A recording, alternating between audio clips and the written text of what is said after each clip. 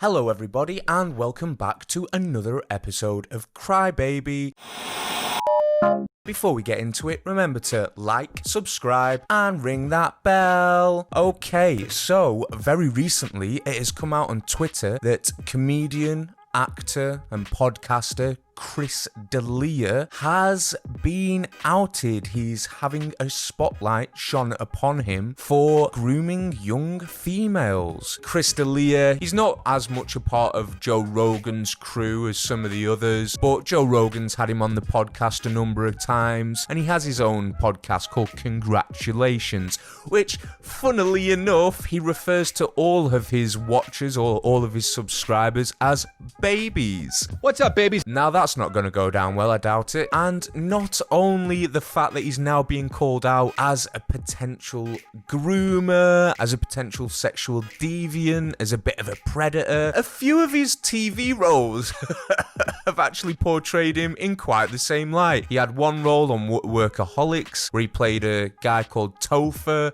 who was a pedo. He liked to prey on young boys, and more recently he was cast as a comedian pedophile in the Netflix series You. A comedian by the name of Henderson, and it seems as though art is imitating life. Or is life imitating art? That is the question. Now, these tweets have come out very recently. He seems to be trending on Twitter at the moment, and it all started off with one Twitter user, a lady by the name of Simone, who outed Chris D'Elia for trying to groom her. So the initial tweet that Simone put out was a tweet referencing a series of emails between her and Chris D'Elia when she was 16. And the tweet reads, "Imagine being 16 and being groomed by a stand-up comedian twice your age, and the only reason you never met up and never got physically molested was because you had just gotten a boyfriend your own age." I mean, anyone can use Twitter, anyone can get on it, anyone can make accusations. So at first, when I first saw these tweets, a little skeptical, but this was blown up by another account, She Rates Dogs. So this account has picked up on the story and has blown it up.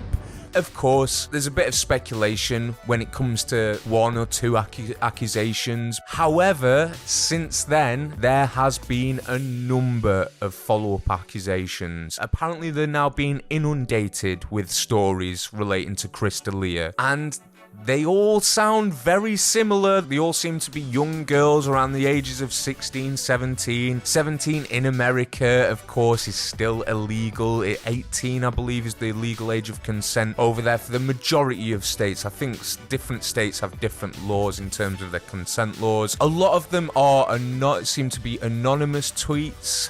Why girls haven't gone to the police about this, and this is how they are now outing people, I don't know. Maybe the correct response would have been go to the police first. Maybe this Simone has been to the police. Maybe there's nothing they can do about it. Maybe there's nothing they want to do about it. Maybe there's just a lack of evidence. Even just sending messages to a girl that you know to be underage in America, that is still illegal. So this was a message sent anonymously to the She Rates Dogs Twitter account, which they've now reposted, and it goes on to say, "About Chris D'Elia. Please keep me anonymous if you share, but a friend of mine hooked up with him in Nashville when she was blackout drunk and he was sober. This was after he stopped drinking, so he was literally completely sober. She was 21, he was 37 at the time. She said she didn't regret it exactly, but felt super weird about it, knowing the age difference and the fact that she was very obviously wasted." Okay, maybe that one's a bit dubious. You know, she was 21, she was drunk. It doesn't sound as though she didn't consent and she just felt a bit weird about the age difference. This is one of the issues with these accusations. There's some people who might have hooked up with the guy, felt a bit weird, totally legal, totally consensual, but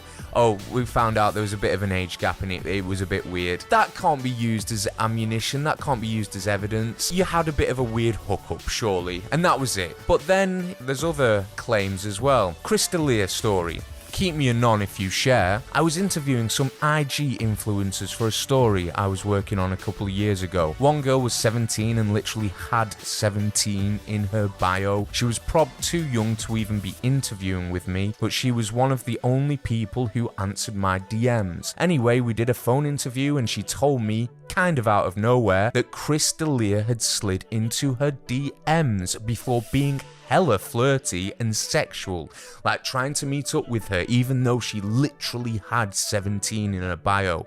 I think she stopped talking to him because she found out he had a live-in girlfriend. I was so low down on the totem pole at the time, but I honestly should have worked on investigating him more to expose him, because this is a clearly disgusting pattern. So yeah, I mean 17, if he's fully aware that she was 17 and he was still going for it, then that's problematic. Then that could be used as evidence. Here's another one. Oh my god, like 6 years ago, Chris D'Elia tried to fly a girl I worked with from Canada to LA to stay with him and hook up. She was 18, so not underage, but he used her nudes to blackmail her when she said she didn't want to go. Apparently this is a bit of a thing as well. He's asked for a lot of pics and nudes from girls, some of them claiming to be underage at the time. Chris D'Elia convinced my roommate, age 17 at the time, in the fall of 2014 to come to his hotel downtown Indy, and she sucked his dick.